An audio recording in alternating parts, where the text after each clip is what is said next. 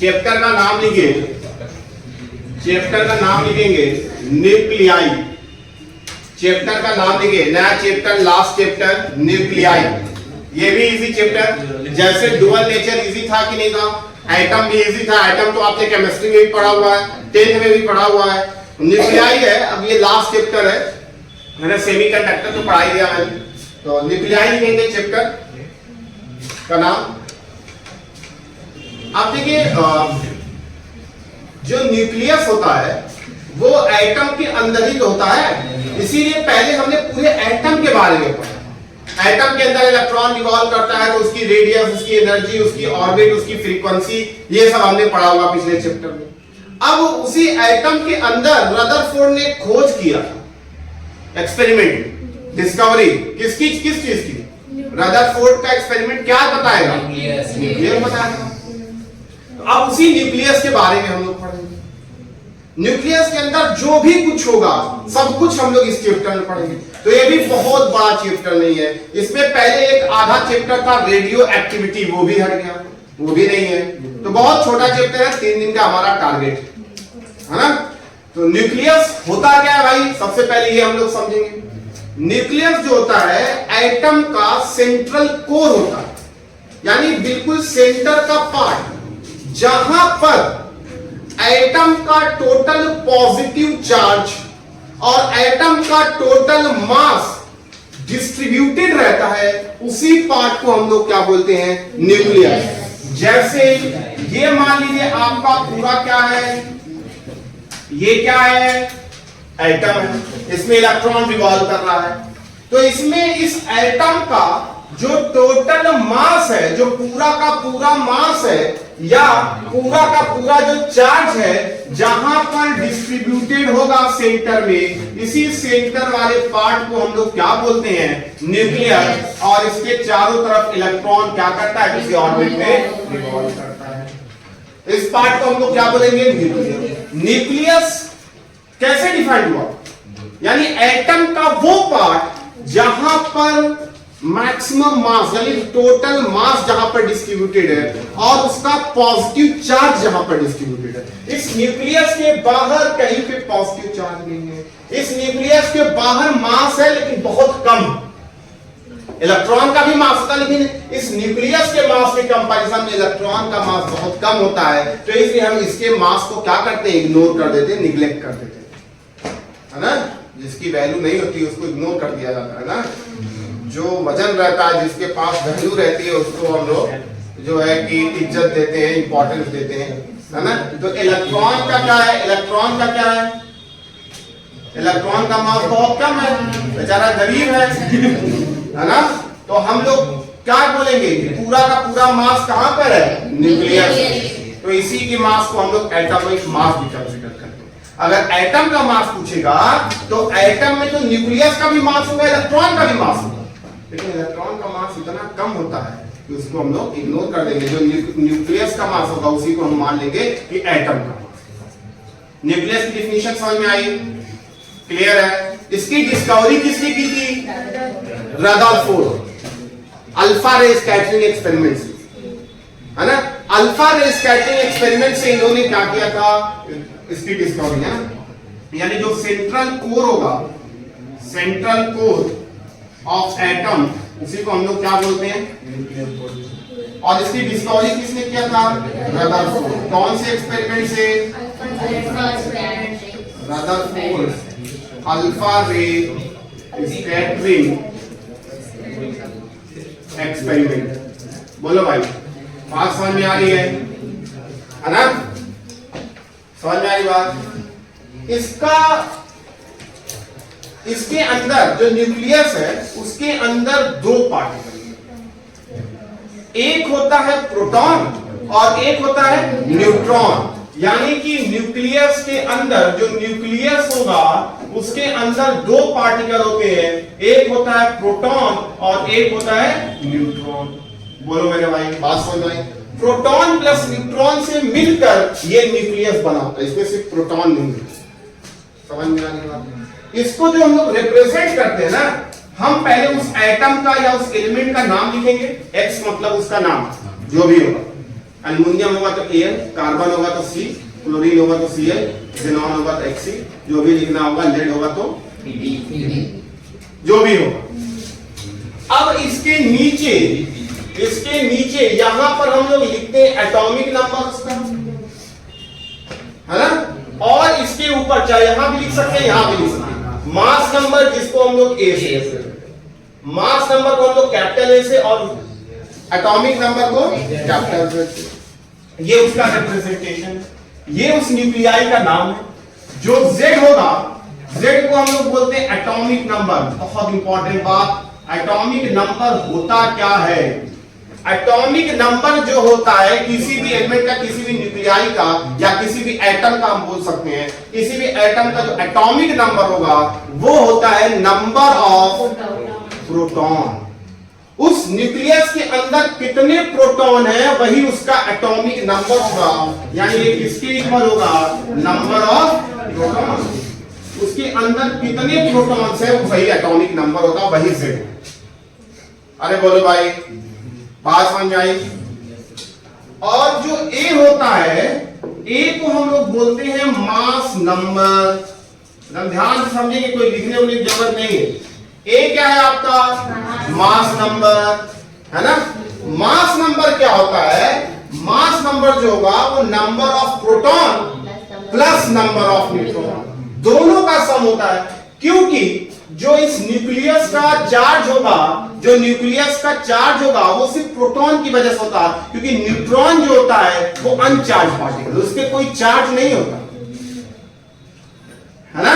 तो atomic number सिर्फ number of proton के इक्वल होगा। लेकिन मास जो होगा ना, मास नंबर जो होगा वो प्रोटॉन और न्यूट्रॉन दोनों के पास मास होता है और अप्रोक्सीमेटली इक्वल होता है।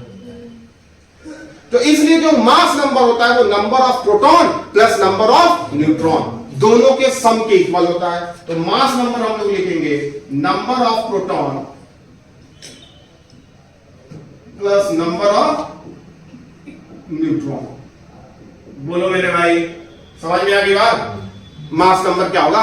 अगर दिया है, बताइएगा, किसी भी एटम के अंदर 10 प्रोटॉन है और 15 न्यूट्रॉन है, तो mass number, atomic number 10, atomic number proton के इक्वल होगा।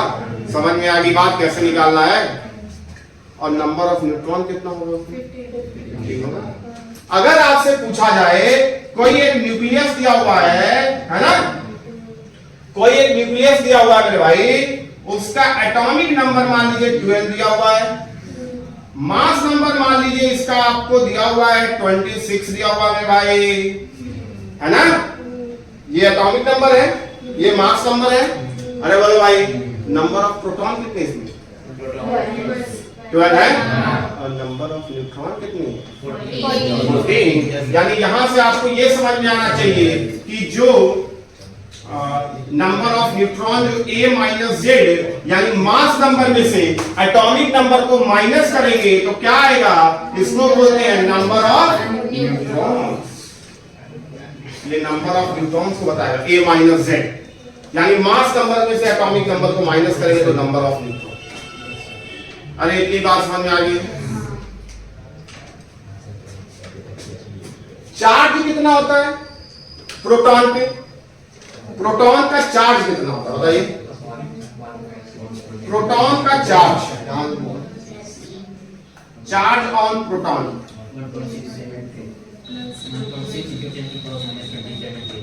प्रोटॉन का चार्ज जो होता है, प्रोटॉन का चार्ज जो होता है वो इलेक्ट्रॉन के चार्ज के इक्वल होता है, बस प्लस जो होता है। यानी ये किसके इक्वल होगा? प्लस E, यानी कि प्लस 1.6 इंटू 10 की पावर माइनस 19 प्रोटॉन का चार्ज। न्यूट्रॉन के पास चार्ज कितना होता है? न्यूट्रॉन के पास चार्ज कितना होता है? न्यूट्रल होता है, यानी उसके पास कोई चार्ज नहीं होता। न्यूट्रॉन जो होता है वो न्यूट्रल होता है, उस पर कोई चार्ज नहीं होता। इसलिए एटॉमिक नंबर में सिर्फ क्या होता है? नंबर ऑफ प्रोटॉन होता है और मास दोनों के पास होता है। मास वाली कहानी बहुत कॉम्प्लिकेटेड है, भी समझाऊंगा। आप लोग केमिस्ट्री में खाली करते हैं, जानते नहीं है ना। तो न्यूट्रॉन का चार्ज कितना होगा? 0। समझ में आ गई बात? अच्छा, रिप्रेजेंटेशन, प्रोटॉन का रिप्रेजेंटेशन देखिएगा। प्रोटॉन का रिप्रेजेंटेशन, प्रोटॉन को हम लोग कैसे रिप्रेजेंट करते हैं? प्रोटॉन को स्मॉल p से नहीं, देखिएगा जो हाइड्रोजन होता है, हाइड्रोजन में कितने प्रोटॉन होते हैं? हाइड्रोजन का मास नंबर कितना होता है? 1। और एटॉमिक नंबर, इसका मतलब उसमें प्रोटॉन कितने हैं? 1। और न्यूट्रॉन कितने हैं? 0। यानी कि हाइड्रोजन में जो हाइड्रोजन हुआ, हाइड्रोजन में एक प्रोटॉन, एटॉमिक नंबर 1 है और मास नंबर भी 1 है, तो नंबर ऑफ प्रोटॉन 1 है और वही मास में भी चला गया, तो न्यूट्रॉन कितने हुए? 0 हुए। तो ये एक्चुअल में बस इसमें क्या है? प्रोटॉन ही तो है। तो इसलिए हाइड्रोजन का ही रिप्रेजेंटेशन प्रोटॉन का रिप्रेजेंटेशन होता, यानी प्रोटॉन के रिप्रेजेंटेशन को हम 1H1 से रिप्रेजेंट करते हैं। समझ में आ रही बात? क्यों करते हैं 1H1 से? ये बात समझ में आई? क्योंकि इसमें नंबर ऑफ न्यूट्रॉन। 1H2 को क्या बोलते हैं? ड्यूटेरियम। उसमें number of proton, number of neutron, उसमें नंबर ऑफ न्यूट्रॉन भी 1 हो गया। ड्यूटेरियम जो होता है हाइड्रोजन का क्या होता है? आइसोटोप होता है। सब पढ़ना आगे बात समझ में। तो ड्यूटेरियम को प्रोटॉन नहीं, यानी प्रोटॉन को हम लोग 1H1 से रिप्रेजेंट करते हैं, यानी प्रोटॉन का एटॉमिक नंबर भी 1, प्रोटॉन का मास नंबर भी 1, क्योंकि उसमें नंबर ऑफ प्रोटॉन 1 होता है, नंबर ऑफ न्यूट्रॉन। न्यूट्रॉन का रिप्रेजेंटेशन, न्यूट्रॉन के लिए हम लोग N लिखेंगे, इस पे P भी लिख सकते हैं, हाइड्रोजन में P भी लिख सकते हैं, लेकिन ज्यादातर आप देखेंगे बुक में H लिखा है, क्योंकि हाइड्रोजन की। न्यूट्रॉन का एटॉमिक नंबर बताइए। एटॉमिक नंबर मतलब कौन सा नंबर? चार्ज। एटॉमिक नंबर तो चार्ज ही होता है। न्यूट्रॉन का एटॉमिक नंबर, तो उस पे चार्ज क्या होता है? यहाँ पर नीचे क्या लगाएंगे? न्यूट्रॉन के पास मास नंबर कितना होगा? 1 होगा, क्योंकि न्यूट्रॉन के पास, न्यूट्रॉन अपना खुद का तो मास होगा, तो न्यूट्रॉन का मास नंबर, न्यूट्रॉन को हम लोग ऐसे रिप्रेजेंट करेंगे 0N1 और प्रोटॉन को हम लोग 1H1। अरे रिप्रेजेंटेशन समझ में आया? ये पूरी कहानी जो मैंने समझाई आपको समझ में आई? न्यूक्लियस की बेसिक सी चीज। इसके बाद अभी हम लोग एटॉमिक मास पढ़ेंगे इसकी, है ना। इसके बाद उसका हम लोग वॉल्यूम पढ़ेंगे, डेंसिटी पढ़ेंगे, ये सब सारी चीजें न्यूक्लियस के बारे में हम लोग पढ़ेंगे। और फिर जब इंपॉर्टेंट बात मास डिफेक्ट और बाइंडिंग एनर्जी, उसी से सबसे ज्यादा क्वेश्चन होंगे, तो हम लोग आज जाते जाते हो सकता है।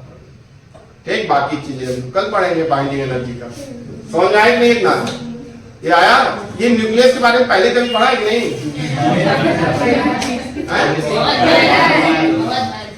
कहाँ पर पढ़ा? 9, 10 सब में पढ़ा ना? बहुत। चलिए तब है ना कि इसकी जो साइज होती है वो आपको मैंने बताया। न्यूक्लियस की, सॉरी पूरे एटम की साइज कितनी होती है? कितना? ऑर्डर बताइए, ऑर्डर बताना। 10 पावर, यानी पूरे एटम की साइज 10 की पावर -10 मीटर, यानी 1 एंगस्ट्रॉम। आपने देखा होगा रेडियस निकाला होगा तो हमेशा एंगस्ट्रॉम में ही आती है। अब वो वैल्यू चेंज होती रहेगी थोड़ी बहुत। और इसकी साइज इससे छोटी होगी कि बड़ी होगी? छोटी होगी ना, न्यूक्लियस उसी के अंदर है तो उससे छोटी होगी।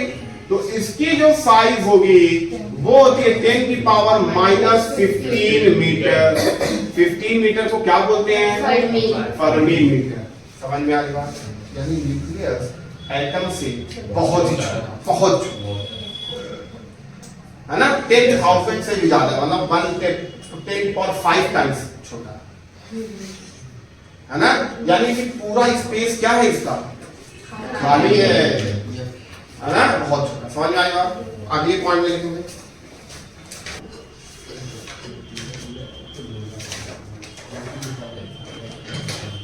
देखिए एटॉमिक मास क्या होता है? 6 पॉइंट है एटॉमिक मास। एटॉमिक मास होता है, एटॉमिक मास मतलब उस पूरे एटम का मास।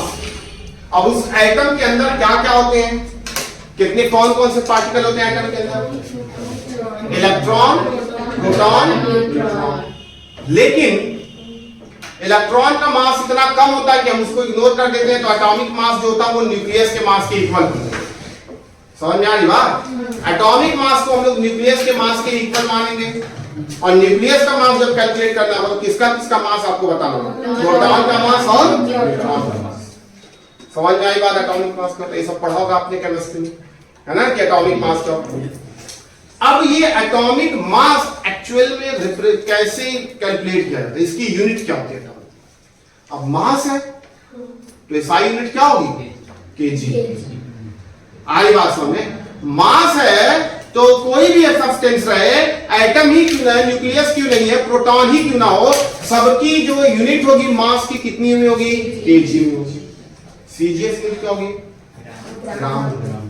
समझ में आ रही बात? इसकी एसआई यूनिट जो एटॉमिक मास की होगी वो केजी में होगी, लेकिन जो सीजीएस यूनिट होगी वो ग्राम में होगी। लेकिन एटॉमिक मास इतना कम होता है, इतना ज्यादा कम होता है कि हम उसको केजी और ग्राम में कैलकुलेट नहीं करते। उसके लिए एक प्रैक्टिकल यूनिट बताई, जिस यूनिट में हम किसी चीज को कैलकुलेट करते हैं उसको बोलते हैं प्रैक्टिकल यूनिट, जो डेली यूज होता है, और उसको बोला गया एएमयू। क्या फुल फॉर्म होता है? अलीगढ़ मुस्लिम यूनिवर्सिटी। एएमयू का फुल फॉर्म क्या होगा? एटॉमिक मास यूनिट, है ना। यानी कि उसको एमयू में कैलकुलेट करना है आपको, जो भी मास आपको समझ। अब एमयू की वैल्यू क्या होती है? एमयू को हम यू से भी रिप्रेजेंट करते हैं, लेकिन मैं ए एम यू लिखूंगा क्योंकि यू से 4 में कंफ्यूजन हो जाएगी, तो इसलिए मैं यू एम यू लिखूंगा। अब 1 एमयू को निकाला कैसे गया? 1 एमयू को जब निकाला गया तो कार्बन 12 का आइसोटोप लिया गया, है ना। कार्बन 12 के आइसोटोप को फिर 12 से डिवाइड किया, है ना। मास ऑफ यानी 1 एमयू जो निकाला गया वो कैसे निकाला गया? मास ऑफ कार्बन 12 का एटम लिया गया, है ना, इसका आइसोटोप कार्बन 12 का एटम, और उसको 12 से डिवाइड किया गया। मेजर किया होगा कार्बन 12 का एटम, और मेजर हम लोग जब यूनिट नहीं रही होगी तो हम लोग किसमें करेंगे? केजी में ना, केजी में करेंगे जब यूनिट नहीं रही होगी। तो अभी तो यूनिट निकाल दी, तो इसका जब मास मेजर किया गया तो ये आपका कुछ ऐसा आया कि जब उसको 12 से डिवाइड किया गया तो 1 एमयू की वैल्यू आई 1.66 इंटू 10 की पावर -27 केजी। ये 1 एमयू की वैल्यू है ना। 1 एमयू की वैल्यू है 1.66 इंटू 10 की पावर -27 केजी। इसको 1 एमयू समझ में आई बात? 1 एमयू किसको बोले? हम ध्यान समझिएगा, मुझे पता है कि आप लोग इसमें बहुत क्लियर नहीं है मास में, है ना। 1 एमयू की वैल्यू को 1.66 इंटू 10 की पावर -27 केजी बोला, है ना। अब किसी की अगर मास जो होगा, किसी का मास 1.66 इंटू 10 की पावर -27 केजी होगा तो उसको हम कितना एमयू लेंगे? 1 एमयू। किसी का इसका डबल मान लीजिए अगर होगा, इसका डबल हो जाएगा आपका 3 पॉइंट कितना हो जाएगा? 3.32।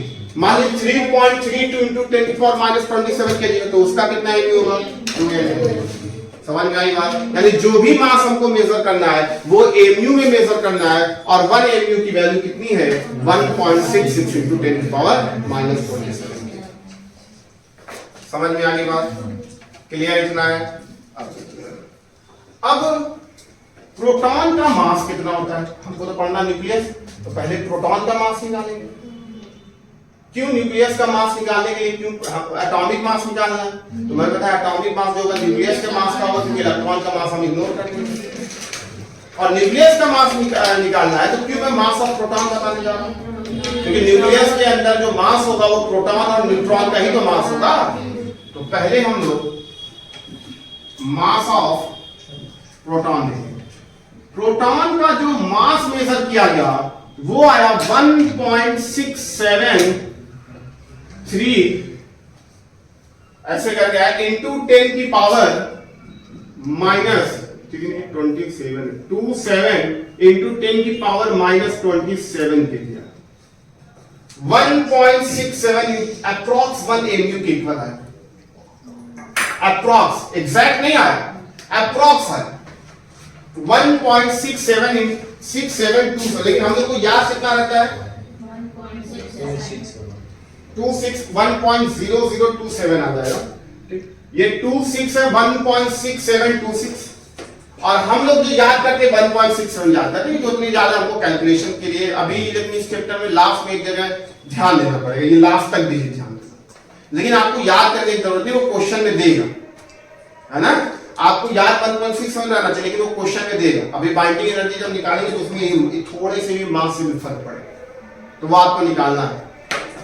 अब इसको एमयू में अगर कैलकुलेट किया गया प्रोटॉन का मास, ध्यान से सुनो, एमयू में जब कैलकुलेट किया जाएगा तो इतने से हम लोग डिवाइड करते हैं, क्योंकि एक एमयू में इतना है, तो केजी को एमयू में कैलकुलेट करने के लिए इसको डिवाइड करना पड़ेगा इससे, और इससे डिवाइड करें तो ये 1 के आसपास आएगा, 1.00727 एमयू आ गया इसका मास।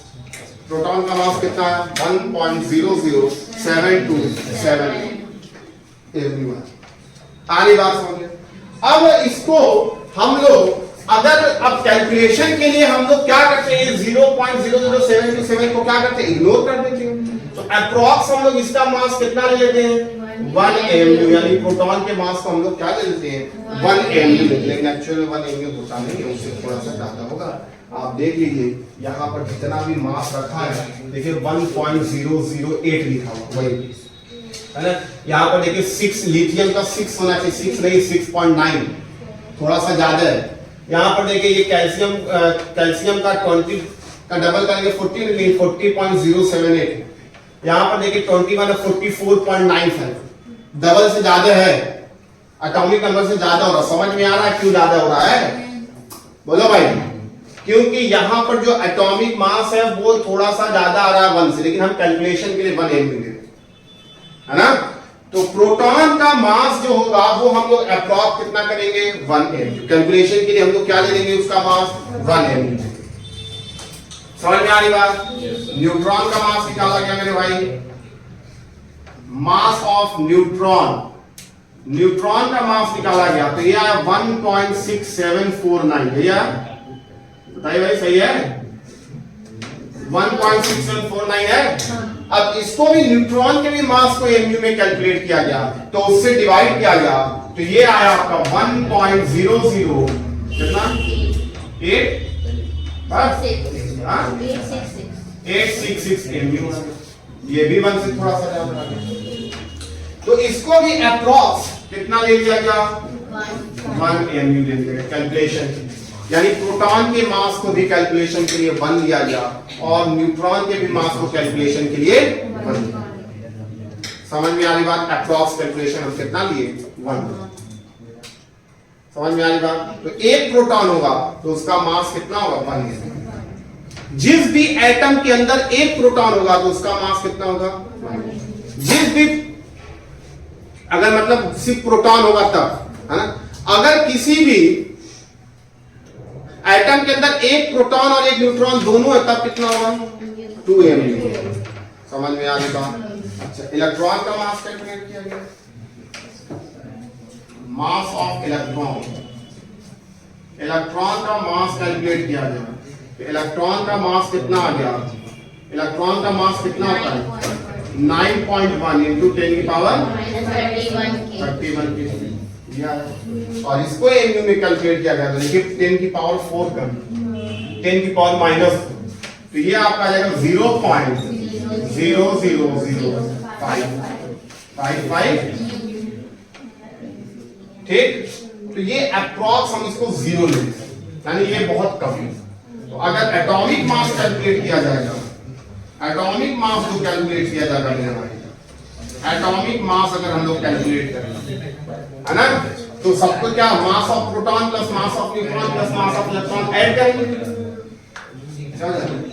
मास of proton plus mass of neutron plus mass of electron, सबके मास को ऐड करेंगे, है ना।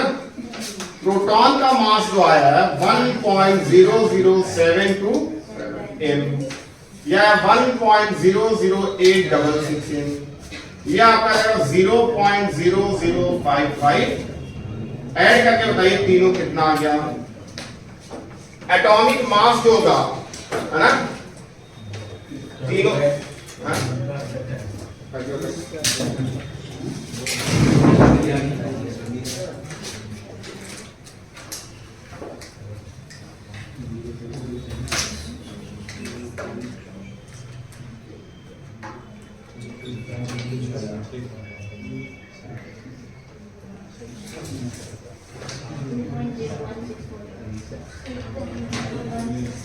हाँ? 2.0164 है ना। हम इसको क्या ले लेंगे, अप्रॉक्स 2 mu ले लेंगे। यानी इसीलिए इलेक्ट्रॉन के मास को क्या कर दिया जाता है, इग्नोर कर दिया जाता है, प्रोटॉन का मास और न्यूट्रॉन का मास है। लेकिन ध्यान दीजिएगा, है ना, यहां पर मास ऑफ प्रोटॉन जो होगा वो एक प्रोटॉन का मास मैं लिखा हूं, लेकिन जितने प्रोटॉन होंगे उतने प्रोटॉन से मल्टीप्लाई करना। तो मास ऑफ प्रोटॉन ये तो होगा, है ना, तो कितने प्रोटॉन होंगे, नंबर ऑफ प्रोटॉन कितने होंगे, z होंगे। नंबर ऑफ प्रोटॉन से मल्टीप्लाई करना होगा और इसको कितने से मल्टीप्लाई करना होगा, नंबर ऑफ न्यूट्रॉन से करना पड़ेगा, a माइनस z प्लस यहाँ पर ये कितना होगा, कितने इलेक्ट्रॉन होंगे, जितना एटॉमिक नंबर होगा वही होगा, z इंटू 0.00, तो इसको तो हमको इग्नोर करना है। तो देखिए यहाँ z से z कैंसिल हो जाएगा, है ना, z से z यहाँ कैंसिल होगा तो आपका बस a कैंसिल। तो ये आपको करना नहीं है, बस मैं ये बता रहा था आपको कि जो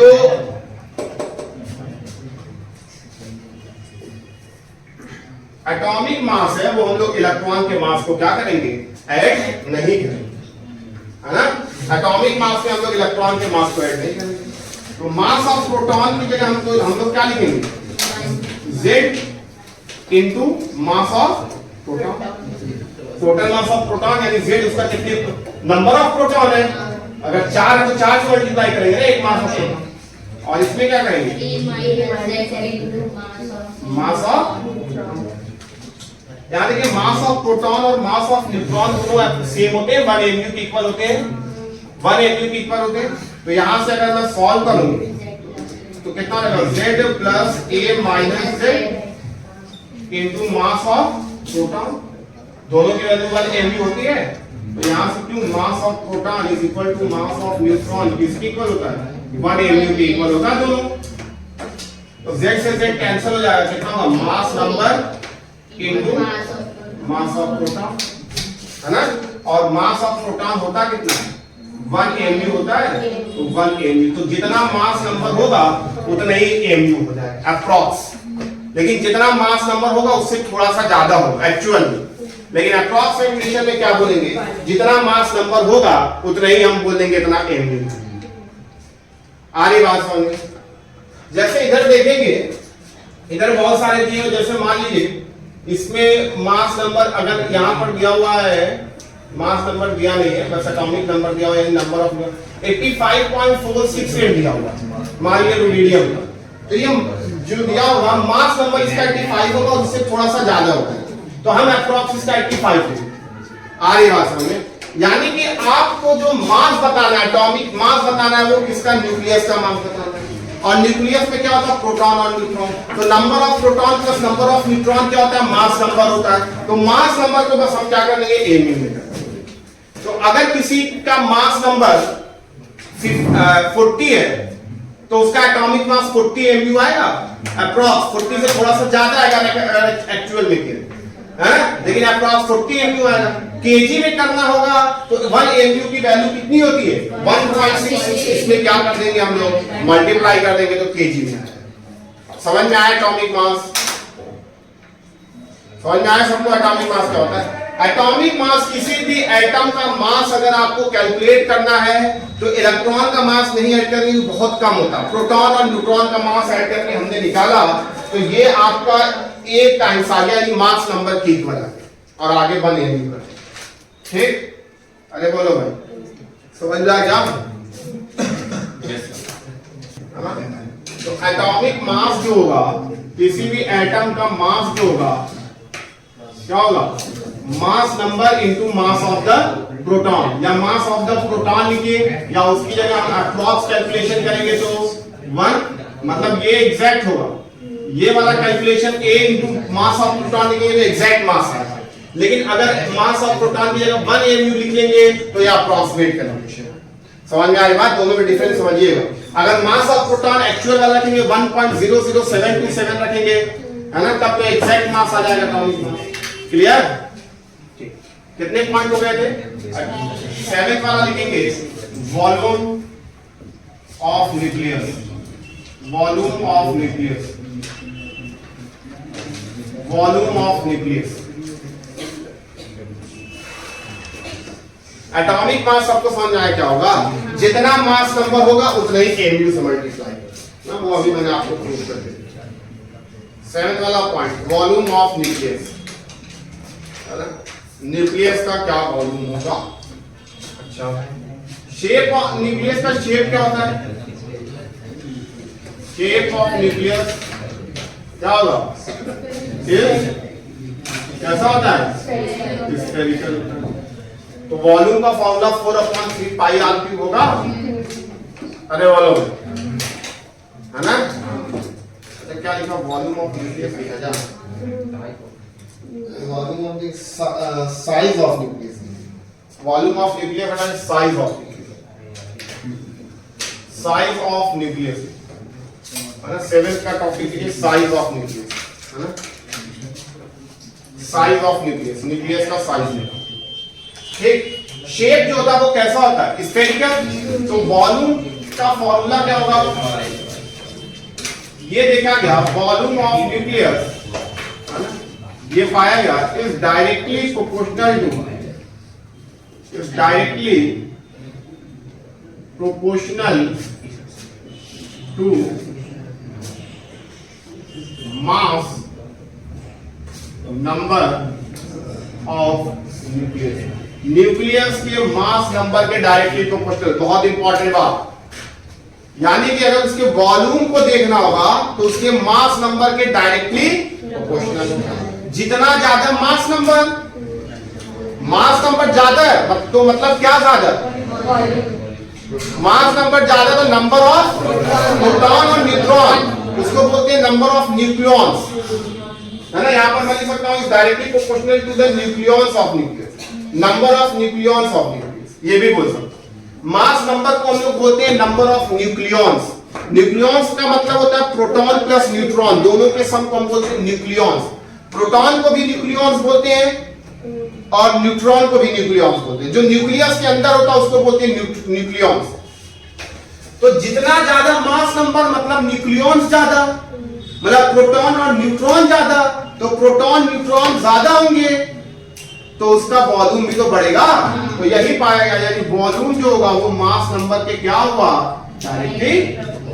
और वॉल्यूम का फॉर्मूला क्या होता है, स्फेरिकल है तो 4/3 पाई r क्यूब होगा, r उसका रेडियस।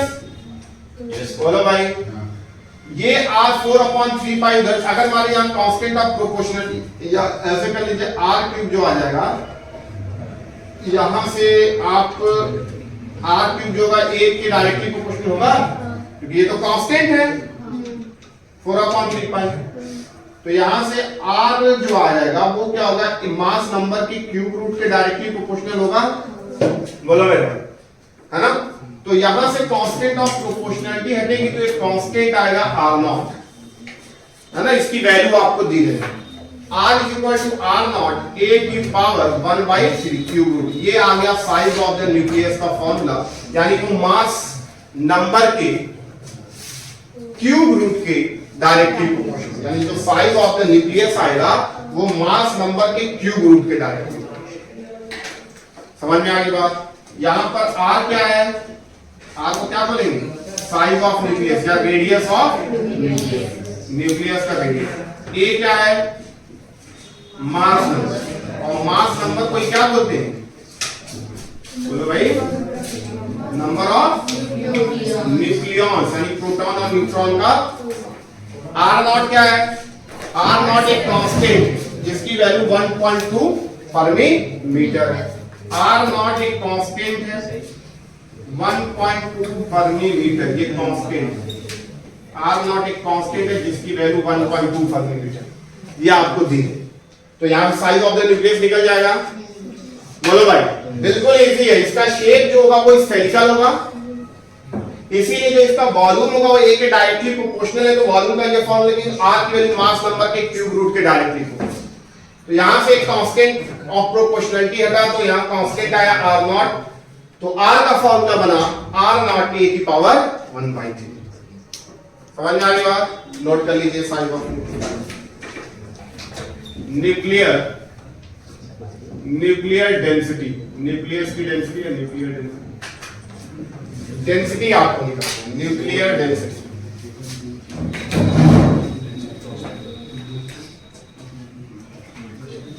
बहुत इंपॉर्टेंट बात, इस पे कई बार क्वेश्चन पूछा गया है। न्यूक्लियस की डेंसिटी, कोई भी डेंसिटी हो तो डेंसिटी का फॉर्मूला जो होता है क्या होता है? मास अपॉन मेरे भाई बच्चों बताइएगा, जो मास किसकी डेंसिटी निकालनी है? न्यूक्लियस की। तो मास भी किसका रखेंगे? न्यूक्लियस का। वॉल्यूम भी किसका रखेंगे? न्यूक्लियस का। तो न्यूक्लियस का मास का फॉर्मूला अभी मैंने बताया क्या होता है। न्यूक्लियस का मास होता है एटॉमिक मास। कितना बताया फॉर्मूला? क्या बोलिए? हाँ, अरे तो फॉर्मूला ट्राई करके मैंने बताया ना। क्या बताया लास्ट में? क्या निकल गया यार बोलो? AMU ना, मास नंबर इनटू 1 MU। अरे बोलो भाई, मास नंबर में MU से मल्टीप्लाई कर देंगे, यही तो होता है मास ऑफ द न्यूक्लियस या एटॉमिक मास। क्योंकि इलेक्ट्रॉन के मास को हम इग्नोर कर रहे हैं, तो एटॉमिक मास जो होगा न्यूक्लियस के मास के इक्वल का होगा, तो जितना मास नंबर होगा उसमें MU से मल्टीप्लाई कर देंगे। मास नंबर अलग चीज है, मास नंबर मास नहीं होता, समझिएगा। जो मास नंबर होता है वो मास नहीं होता। मास नंबर क्या होता है? Number of neutron plus number of proton, वो एक नंबर है। मास नंबर एक नंबर है, उसमें जब MU से मल्टीप्लाई करेंगे 1 MU या मास ऑफ प्रोटॉन से मल्टीप्लाई करेंगे तब वो मास बनेगा। समझ में आ रही बात? जो आप कंफ्यूज होते हैं, मास नंबर क्या रहता है उसी को मास ले लेते हैं, क्यों लेते हैं वो ये होता है। वॉल्यूम जो है अभी हमने लिखा 4/3 क्या हो जाएगा? पाई आर। बोलो भाई, या यहां पर आप पहले 1 MU की जगह मास ऑफ प्रोटॉन भी लिख सकते हैं। अब मास ऑफ प्रोटॉन की जगह हम लोग 1 MU लेते हैं अप्रॉक्स कैलकुलेशन। अगर अप्रॉक्स नहीं लेंगे तो 1.00727 रखिए, है ना। और नीचे देखिए यहां पर हो जाएगा 4/3 पाई। रेडियस का फॉर्मूला आपका आया कितना आया? आर नॉट ए की पावर 1/3 का क्या हो जाएगा? Whole cube. आर क्यूब था ना, पूरा क्यूब बन गया। यहां से अगर हम लोग सॉल्व करेंगे तो a इंटू 1 MU होगा, यहां पे जाएगा 4/3 पाई आर नॉट का cube into a। Cube root से क्यूब कैंसल, 1/3 से 3 कैंसल, यहां से a से a कैंसल हो जाएगा, है ना। तो डेंसिटी का फॉर्मूला आ गया 1 MU, है ना, या mass of the proton 4/3 pi R naught. अरे बोलो भाई, अब 1 MU की वैल्यू आपको पता है कितना? 1.6। 4 की वैल्यू पता है, 3 की वैल्यू पता है, पाई की वैल्यू पता है, आर नॉट की वैल्यू पता है, सबकी वैल्यू पता है, सब कांस्टेंट है। तो इसको पुट करेंगे तो ये सॉल्व करके वैल्यू आ जाएगी, कितनी आई? 2.3 इंटू 10 की पावर, तो ये आपका आ जाएगा 2.3 इंटू 10 की पावर 17 kg पर मीटर क्यूब। यानी क्या भैया बताइए, डेंसिटी किसी चीज पे डिपेंड कर रही है क्या? क्या मास नंबर पे डिपेंड कर रही है क्या? क्या साइज ऑफ द न्यूक्लियस पे डिपेंड कर रही है क्या? नहीं। यानी कि न्यूक्लियस की डेंसिटी बहुत बहुत बहुत इंपॉर्टेंट कांस्टेंट। कितना भी मास नंबर हो जाए, जो डेंसिटी होगी न्यूक्लियस की वो हमेशा क्या होगी? कांस्टेंट। मास नंबर बढ़ेगा तो साइज बढ़ेगी, है ना। मास नंबर बढ़ेगा तो साइज बढ़ेगी, और मास नंबर बढ़ेगा तो मास भी बढ़ेगा, वॉल्यूम भी बढ़ेगा, लेकिन दोनों का रेशियो कांस्टेंट, तो डेंसिटी क्या होगी? समझ में आ रही बात? यानी density of the nucleus constant हो गया कितने की? 2.3 into 10 की पावर 17। क्वेश्चन आया हुआ है, क्वेश्चन आया हुआ है, बताइएगा। एक कोई एलिमेंट है कैल्शियम जिसका मास नंबर मान लीजिए दिया हुआ 40, है ना। एक एलिमेंट है मान लीजिए आयरन जिसका मास नंबर है 56, कैल्शियम का 40 है और आयरन का 56। बोला है किसकी डेंसिटी ज्यादा होगी, 56 वाले की कि 40 वाले की? क्या होगी? सेम होगी। इसी तरीके से क्वेश्चन पूछा गया है नीट में एक बार। मास नंबर पे डेंसिटी डिपेंड नहीं करेगा, कितना भी मास नंबर हो डेंसिटी हर एक एलिमेंट की सेम होगी। चाहे आप इसकी लिथियम की डेंसिटी लीजिए, चाहे एकदम लास्ट किसी की थैलियम की ले लीजिए, लेड की ले लीजिए, किसी की भी ले लीजिए, सबकी डेंसिटी क्या होगी? कांस्टेंट होगी, डेंसिटी चेंज नहीं होगी। मास नंबर बढ़ेगा तो पहले तो मास बढ़ेगा, क्योंकि मास नंबर के ही डायरेक्टली प्रोपोर्शनल मास होगा, और मास नंबर बढ़ेगा तो साइज भी बढ़ेगा। आधी बात समझ में? दोनों बढ़ रहा है लेकिन दोनों का रेशियो क्लियर? समझ में आ रही बात? कितना आया? यार सुनिए, लिखिए कितना आया? 10 की पावर 17 केजी पर मीटर। वाटर की डेंसिटी कितनी होती है मेरे भाई? वाटर की डेंसिटी बताइए कितनी होती है? अरे कितना? 1000। बहुत वेरी गुड। 1000 kg पर मीटर क्यूब, यानी 10 की पावर 3। एयर की डेंसिटी बता दीजिए मेरे भाई। एयर की डेंसिटी कैलकुलेशन के लिए हम लोग बता देते हैं, लेकिन 1.3 होती है, 1.3 या 1.2, 1.2 kg पर मीटर। ये दोनों डेंसिटी, ये 10 की पावर 3 है और ये 10 की पावर 10 की पावर 1 है ना। ये 10 की पावर 3 है। ऑर्डर की मैं बात कर रहा हूँ, ऑर्डर इसका 10 की पावर 3 है, इसका ऑर्डर 10 की पावर 1 है, इसका ऑर्डर 17। फेल कर दिया। इतना ज्यादा इसका है, इतना ज्यादा जो है इसका कितनी ज्यादा डेंसिटी है ये मैं बताऊं। यानी कि इसका जो मास होगा, जो वाटर होगा, बहुत ज्यादा वॉल्यूम में डिस्ट्रीब्यूटेड होगा। यानी 1 मीटर क्यूब वॉल्यूम में 1000 केजी पानी अटेगा, 1 मीटर क्यूब में 1.2 केजी एयर अटेगी, लेकिन 1 मीटर क्यूब में इतना मास अटेगा न्यूक्लियस का, इतना ज्यादा मास 2.3, यानी कि बहुत ही छोटे वॉल्यूम में बहुत ज्यादा मास डिस्ट्रीब्यूटेड। समझ में आ रही बात? यानी न्यूक्लियस डेंसिटी बहुत ज्यादा होती है as comparison to water, air and सब। क्लियर हुआ यहां तक?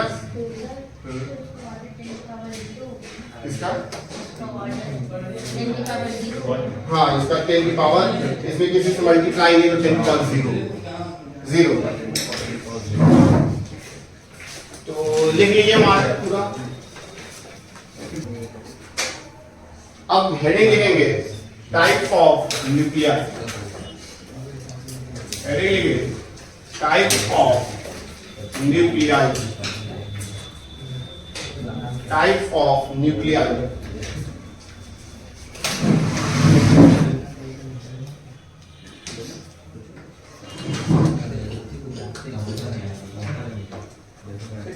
जो आपने केमिस्ट्री में पढ़ा हुआ है, बहुत बार पढ़ा हुआ है। 3 तरीके की न्यूक्लियाई के बारे में आपको पढ़ना है। पहला आइसोटोप, दूसरा आइसोबार और तीसरा आइसोटोप। 3 तरीके की न्यूक्लियाई पढ़ना है, बहुत इजी। सबसे पहला लिखेंगे आइसोटोप। आइसोटोप्स क्या होते हैं ध्यान से समझेंगे, है ना, याद नहीं करना, समझना। आइसोटोप जो होगा, है ना, वो सेम एलिमेंट की न्यूक्लियाई है। पहले तो ये बात ध्यान दें, जो आइसोटोप होगा वो हमेशा सेम एलिमेंट की न्यूक्लियाई होंगी।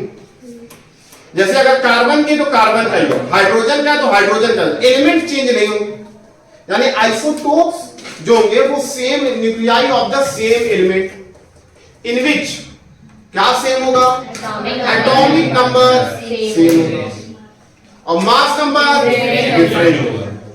अरे भैया एटॉमिक नंबर क्यों सेम हो रहा, क्योंकि मैंने पहले ही बोल दिया क्या, सेम एलिमेंट की है, एलिमेंट सेम होंगे इसलिए एटॉमिक नंबर सेम होंगे, मास नंबर डिफरेंट होंगे।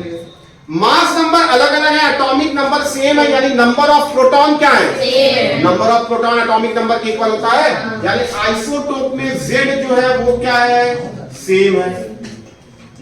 Z सेम है मतलब एटॉमिक नंबर सेम है, यानी क्या सेम है, नंबर ऑफ न्यूट्रॉन, यानी Z सेम है यानी कि नंबर ऑफ न्यूट्रॉन क्या, सॉरी नंबर ऑफ प्रोटॉन्स क्या है, A जो होगा मास नंबर जो होगा वो क्या होगा, डिफरेंट होगा। मास नंबर डिफरेंट है और मास नंबर में क्या होता है, number of neutron plus number of proton, दोनों होते हैं। तो प्रोटॉन तो सेम है ना, तो डिफरेंट क्या होगा, न्यूट्रॉन। अगर A डिफरेंट है तो यानी क्या डिफरेंट है, नंबर ऑफ न्यूट्रॉन्स डिफरेंट है मेरे भाई, नंबर ऑफ न्यूट्रॉन्स डिफरेंट है। समझ में आ रही बात, एग्जांपल से सबसे पहला 1H1 1H2 1H, इसको बोलते हैं हाइड्रोजन, है ना, इसको क्या बोलेंगे, ड्यूटेरियम, और ये ट्राइटियम है ना, ट्रिटियम या ट्राइटियम, ठीक। तीनों क्या सेम एलिमेंट के हैं, हाइड्रोजन के, तीनों का एटॉमिक नंबर सेम, यानी तीनों में नंबर ऑफ प्रोटॉन सेम, तीनों का मास नंबर डिफरेंट, यानी तीनों में नंबर ऑफ न्यूट्रॉन डिफरेंट। इसमें न्यूट्रॉन कितने हैं, 0, इसमें न्यूट्रॉन 1 होगा, दोनों का डिफरेंस होगा, इसमें न्यूट्रॉन 2। समझ में आ गई बात, क्लियर है। और example 6C10 6C11 6C12 6C30 ऐसे होता है ना, 14 का भी होता है 6C। लेकिन क्या आइसोटोप है, तो इसी से आप समझो कैसे अंदाजा लगाएंगे, सब सेम एलिमेंट है तो सबका एटॉमिक नंबर सेम और मास नंबर। समझ में आ गई बात, क्लियर है, लिखेंगे इसमें।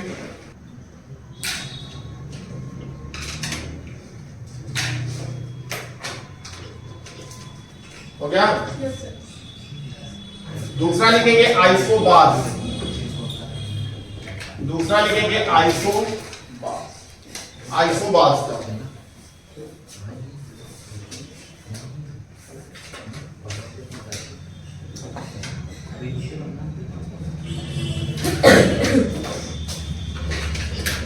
आइसोबार जो होता है वो atom of different element, atoms of different element, मैंने पहले ही बोल दिया डिफरेंट एलिमेंट। डिफरेंट एलिमेंट मतलब क्या चेंज हो जाएगा, एटॉमिक नंबर, यानी कि वो एलिमेंट जिनका Z क्या होगा, डिफरेंट होगा, यानी एटॉमिक नंबर जो होगा वो डिफरेंट होगा और मास नंबर जो होगा वो क्या होगा, एटॉमिक नंबर डिफरेंट, यानी कि क्या different, number of protons. Atomic number का मतलब number of proton, number of proton जो होंगे वो क्या होंगे, डिफरेंट। लेकिन मास नंबर सेम मतलब क्या सेम, प्रोटॉन प्लस न्यूट्रॉन, दोनों का सम सेम, न्यूट्रॉन भी सेम नहीं है इसमें न्यूट्रॉन भी अलग अलग है। आगे बात में मास नंबर सेम मतलब कि दोनों का सम, न्यूट्रॉन प्लस प्रोटॉन का सम सेम है। समझ में आ रही बात, यानी कि अगर जैसे मान लीजिए अगर एग्जांपल में अगर कुछ दिया हुआ है, एक का मान लीजिए आपको दिया हुआ है 6C13 दिया हुआ है, एक आपको 7C13 दिया हुआ है, तो 6C13 में अगर मैं ले रहा हूं 6C13 मान 6C14 मान, है ना, और एक दिया हुआ है आपका 7C14, सॉरी 7N14 लिख लीजिए क्योंकि डिफरेंट एलिमेंट हो गया ना, तो दोनों का ये डिफरेंट है मास नंबर पर एटॉमिक नंबर, यानी कि दोनों का एटॉमिक नंबर डिफरेंट, यानी नंबर ऑफ प्रोटॉन डिफरेंट। इसमें प्रोटॉन कितना है 6 और इसमें 7, मास नंबर दोनों का सेम, यानी नंबर ऑफ न्यूक्लियॉन से न्यूक्लियॉन दोनों का सम। इसमें न्यूट्रॉन कितना है 8 है और इसमें न्यूट्रॉन कितना है, तो दोनों में न्यूट्रॉन भी अलग अलग है। आपको समझ में आ रही है? यानी आइसोबार में प्रोटॉन भी डिफरेंट होगा और न्यूट्रॉन भी डिफरेंट होगा। सेम क्या होगा? दोनों का सम, प्रोटॉन और न्यूट्रॉन का सम सेम। समझ में आई बात? लिखेंगे इसमें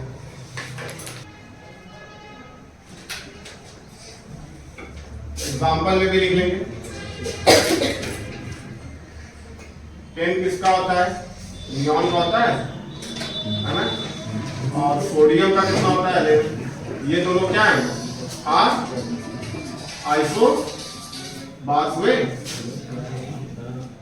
ना? 10 नियॉन 22 दोनों का मास नंबर सेम है। ठीक,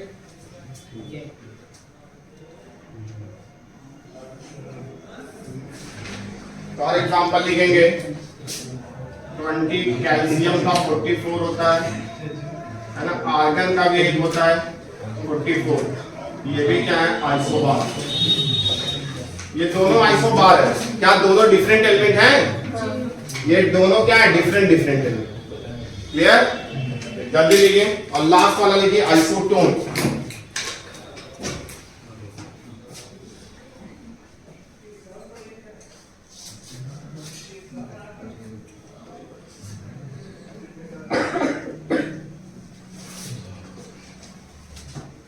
थर्ड लिखेंगे आइसोटोन। आइसोटोन क्या होगा? आइसोटोन भी डिफरेंट एलिमेंट का होगा। डिफरेंट एलिमेंट का होगा मतलब कि एटॉमिक नंबर डिफरेंट, यानी नंबर ऑफ प्रोटॉन डिफरेंट, और इसमें एटॉमिक नंबर भी डिफरेंट होगा और मास नंबर भी डिफरेंट होगा, लेकिन दोनों का डिफरेंस जो होगा वो सेम। मतलब क्या सेम हुआ? नंबर ऑफ न्यूट्रॉन सेम हुआ। यानी आइसोटोन में जो Z है ये भी क्या है? डिफरेंट है ना? जो A है वो भी क्या है? डिफरेंट। आगे बात समझ। लेकिन दोनों का जो डिफरेंस है वो क्या है? बोलो भाई, बात समझ में आ गई? लिखेंगे इसमें जल्दी से। अरे समझ में आया कि नहीं आया? आया समझे? देखिए एग्जांपल।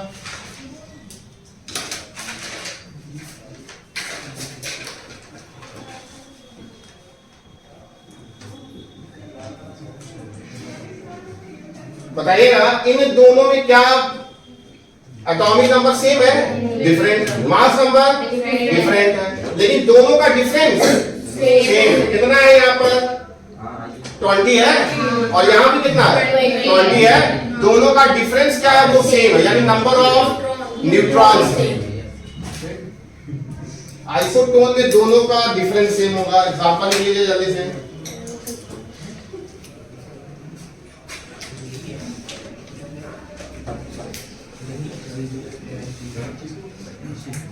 बताइएगा इन दोनों का क्या सेम है? एटॉमिक नंबर की मास नंबर? दोनों क्या होगा? लेकिन नंबर ऑफ न्यूट्रॉन क्या होगा? ठीक, नोट कर लीजिए। 10 मिनट देने के लिए थैंक यू।